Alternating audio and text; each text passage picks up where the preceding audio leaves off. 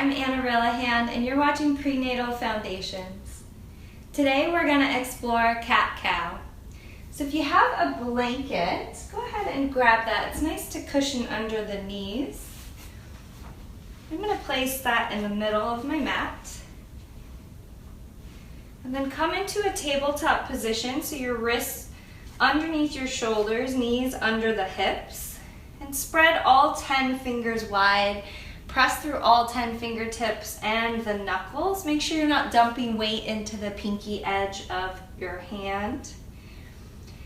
And while pregnant, we don't want to drop the belly too far. Imagine a corset or a nice hug around baby, any little back bend that we do.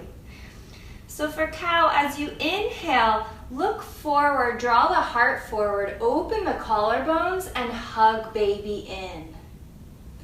And as you exhale, round the spine, bring the chin to chest, and lift up through the pelvic floor. Inhale, look forward, draw the heart forward, hug baby in. Exhale, chin to chest, press the mat away, lift up through the pelvic floor. Inhale, look forward, gentle opening of the collarbones. Exhale, lift up through the pelvic floor.